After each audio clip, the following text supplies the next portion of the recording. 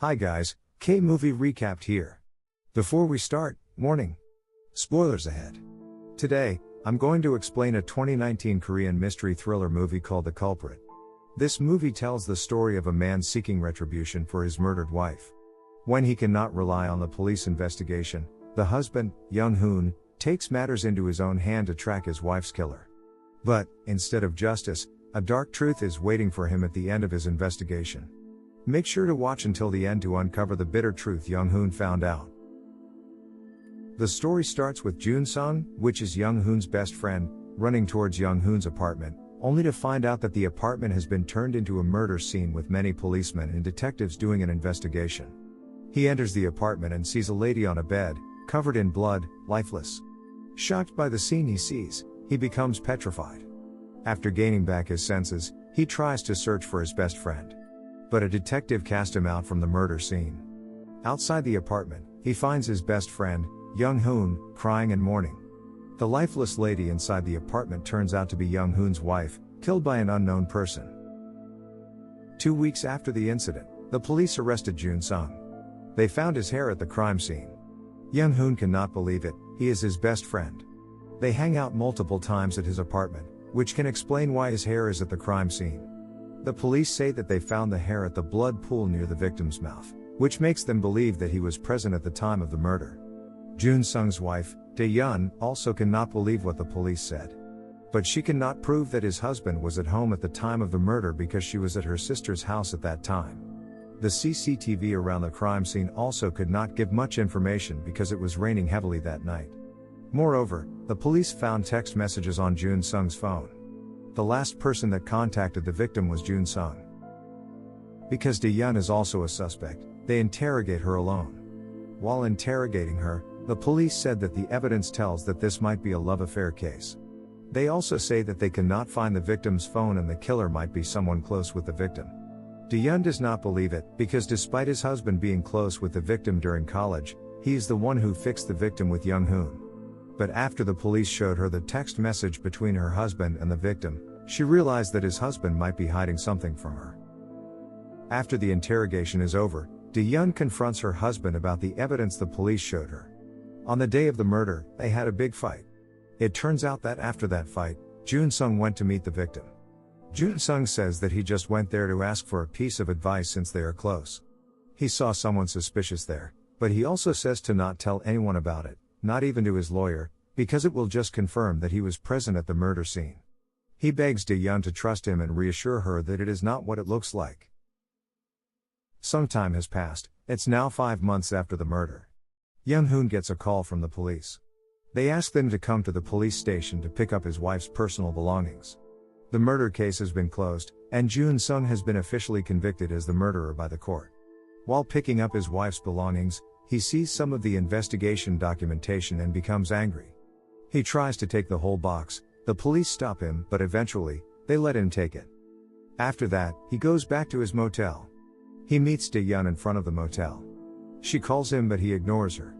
She knocks on his door and begs to let her speak to him. She has been trying to meet him at his apartment, but he never went back home after the incident. He finally let her in. She begs Young-Hoon to testify for Jun-sung in court for his appeal. But he hesitated, he doesn't know what to think anymore. He has been thinking about this for the past 5 months, but he still can't decide what to believe. Dae-yeon begs him again and cries. Young-Hoon becomes frustrated, he might lose his wife and his best friend now. He might still think that Jun-sung is innocent, but he cannot prove it. Dae-yeon pushes him more but he becomes angry and casts her out. Young-Hoon finally decided to go back to his home. His apartment is untouched since the day of the murder. The furniture inside is still in a mess. His wife's bloodstain still remains on the floor and on the bed. He cleans up the apartment, tidies up the furniture, scrubs the blood on the floor, and cleans the bed. He cannot bear his emotion and sobs. On the next day, he goes to a nearby mini-market to get some boxes. On the way back, he sees Dae-yeon is waiting to pick up her daughter from kindergarten. For some reason, she has an argument with the other moms. When her daughter comes, one of the other moms hits her daughter. This makes Dae-yeon angry. But because her daughter is crying, she decides to go away. He goes back to his apartment. When he almost falls asleep on a desk, he hears someone trying to open the locked door. He rushes outside and grabs that unknown man. He asks him who he is. The unknown man says he is sorry, he thought that no one is inside, then he runs away. Young-Hoon goes back inside, his hand is bleeding. When he wipes his hand with a towel, he realizes something. He grabs a photo from the investigation box and matches it with the towel rack. He realizes something from the towel rack condition at the time of the murder. This makes him motivated to once again try to solve his wife's murder.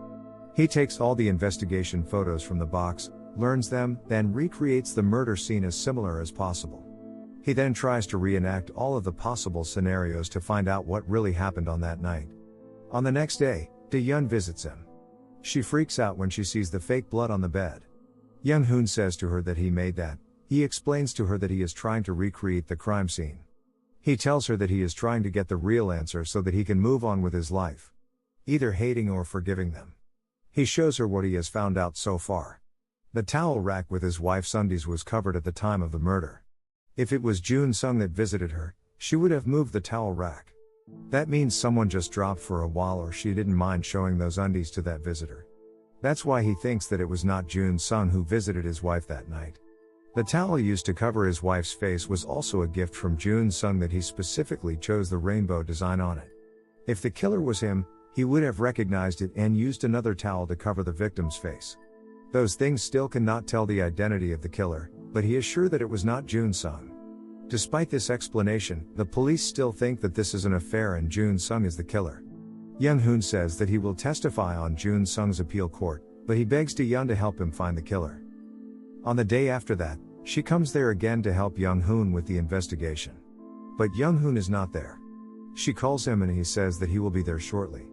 Dae-yeon searches all the files and cabinets to see what Young-Hoon has found out so far. She opens a cabinet and finds a phone. Suddenly, Young-Hoon appears behind her and says that it is his wife's phone that the police couldn't find. Dae-yeon startled. Stuttering, she asks him why he has the missing phone. Young-Hoon says that he didn't mean to hide it from the police, but there are so many private photos of him and his wife on the phone. He doesn't want the police to see it. Young-Hoon tells her to keep it a secret and to not tell the police. After that, they try to reenact the possible murder scenario. Dae-yeon is still a little bit frightened, but Young-Hoon makes her do it anyway. He acts like the killer, and Dae-yeon acts like his wife. He tells her to lie down on the floor and shows her that there is a sign of struggle there. Then he strangles Dae-yeon, but he becomes too emotional and strangles her too hard. She manages to break free and run towards the exit door. She then visits Jun-sung at the prison. She tells her husband that she thinks that the real killer might be Young-Hoon all along. But Jun-sung says that it is too risky to act now. If he doesn't trust them, he might not testify in court for him. One day before the final hearing, Young-Hoon's father-in-law meets him. He is angry because Young-Hoon is going to testify on the behalf of the suspected killer of his daughter. He feels like Young-Hoon is betraying his own wife. He goes to a nearby mini-market. The mini-market owner says that he has the CCTV video footage that the police didn't pick up. He gives it to Young-Hoon, hoping that it will help him. The video doesn't directly show his house, but it can help show who walked past the store into his house. Surprisingly, the video shows the unknown man that tried to enter his apartment the day before, buys a knife and goes back to his car. Young-Hoon gets his car's license plate number. He brings this new evidence to the police, but the police say he can't investigate someone who is not a suspect. He and Dae-yeon then consult with their lawyer, but he says that it is too late to bring a piece of new evidence. They have to wait until the result of the appeal. Young-Hoon cannot accept it. He cannot just wait after he found this important clue. He then goes to one of the detectives to get more information from the license plate number. He bribes him to give him information about the address registered on the license plate number. On the day of the appeal, he goes to the address. When that unknown man shows up, Young-Hoon attacks and kidnaps him. After arriving at his apartment, Young-Hoon ties the man to the bed where his wife was found dead. When that unknown man wakes up, he asks him a bunch of questions. Young-Hoon then hits him repeatedly to force him to answer his question. But he didn't give the answer that he needed. Young-Hoon then tapes the man's mouth, grabs a hammer, then crushes the man's knee. The man cries in pain. Suddenly, someone is knocking on the door. It is Dae-yeon. She comes to see Young-Hoon because he didn't show up at the appeal. When Young-Hoon opens the door, she hears someone scream. She runs to the bedroom and recognizes him as the man from the CCTV. She asks Young-Hoon whether he got something useful from him. But the man hasn't said anything that they hoped for yet. Dae-yeon then persuades him to let go of the man and testify for Jun Sung in court now. Dae-yeon might think proving Jun Sung's innocence is the most important, but Young-Hoon's priority is to find the killer. Young-Hoon becomes more confused. He still can't see the truth behind all of this. He goes out of the room to take a smoke break. While Dae-yeon is alone with the man, he tries to convince her that the real killer is Young-Hoon. If she unties him, he will help her prove Jun Sung's innocence. Dae-yeon believes him and unties the man. Young-Hoon rushes to the room, but Dae-yeon closes the door. She then calls the police for help. Young-Hoon finally breaks the door and enters the room. But it is already too late. The police are already on the way. Now that the police are on the way, the man tells them the truth. He went there that night to kill Jun Sung.